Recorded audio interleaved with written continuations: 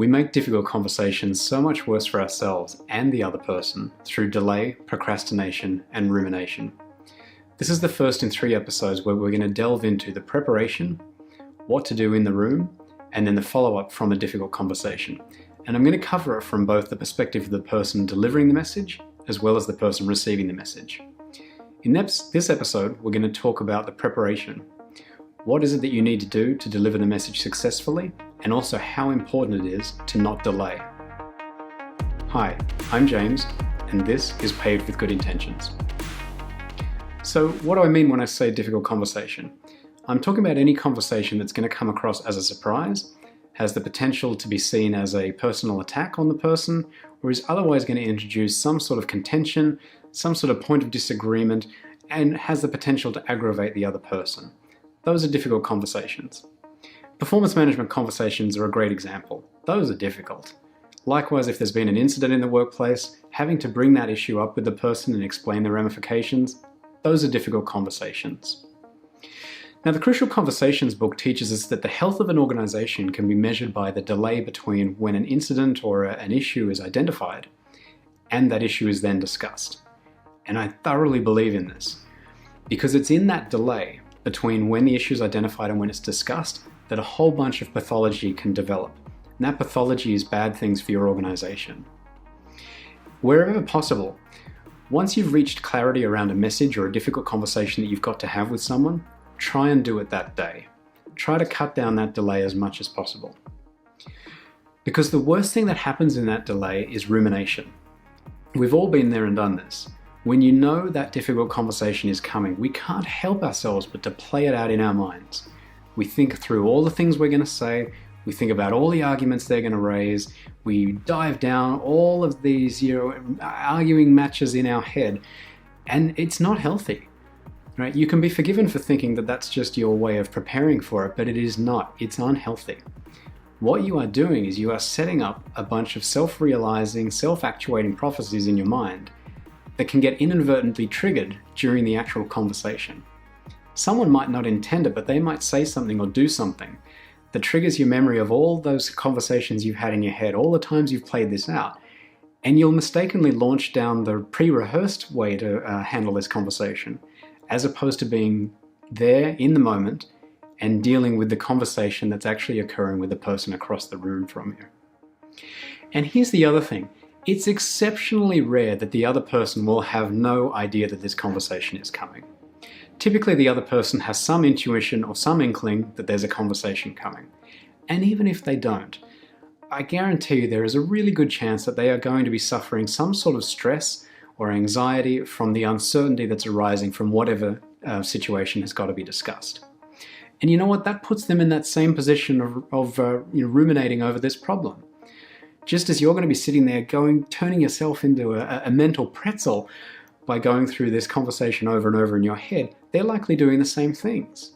Right? And when the two of you build up in your mind this preconceived notion of how the conversation's going to go, there's very little hope for that conversation going easily when it really happens in person. There's an author by the name of Pema Chodron who wrote a book called When Things Fall Apart, one of her many books. And in this, she has this beautiful way of describing the danger and also how to escape from this rumination.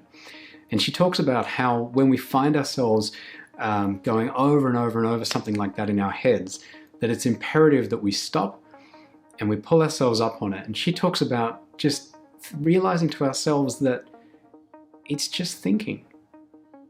It's not real. That's not the real conversation. We haven't even had the conversation yet.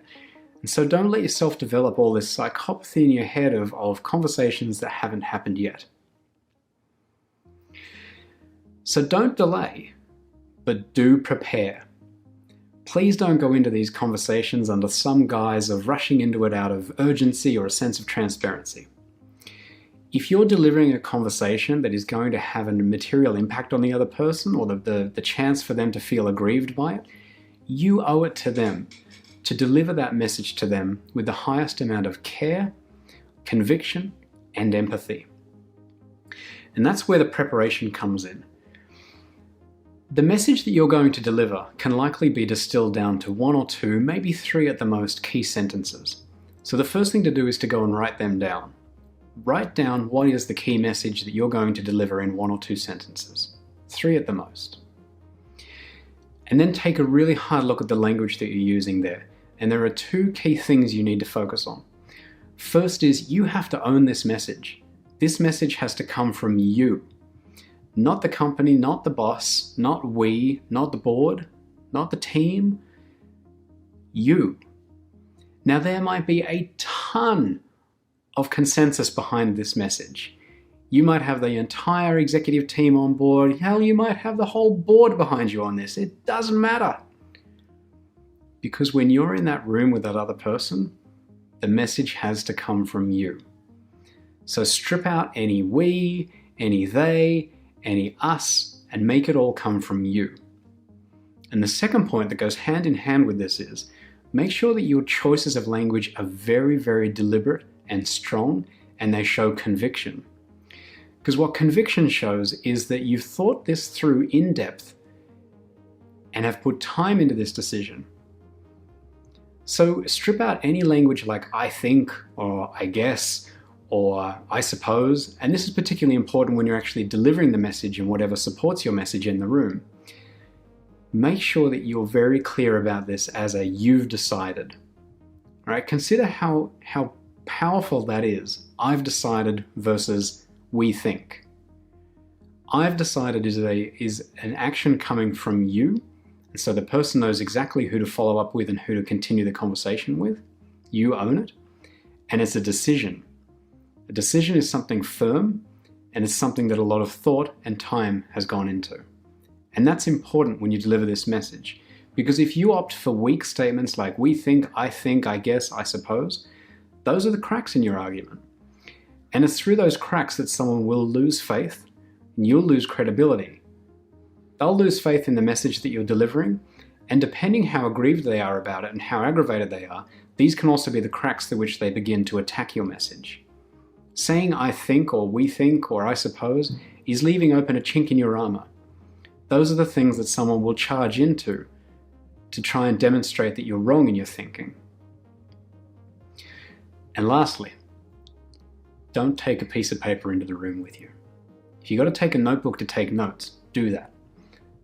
But resist the urge to print out a piece of paper that has the message on there that the person can either read in the meeting, review it later, and then sign it or anything like that. Don't do that. Don't do that. I know it feels like the right thing to do, and unless you're unless you're required to by policy or procedure, don't do it. Because what you're doing is you're taking in a shield, and it's a shield for you, and the other person will see straight through it. And worse, they'll become fixated on that piece of paper, and that's not what you want. For this message to be successful, for you to be successful in enacting the change that you want to see here, that person needs to be focused on you. And when they're focused on the piece of paper, it impedes your ability to build that connection through empathy and through vulnerability with them, because it's that connection that will build trust, which will allow this conversation to have a lasting, positive impact. I'm James, and this has been Paved with Good Intentions.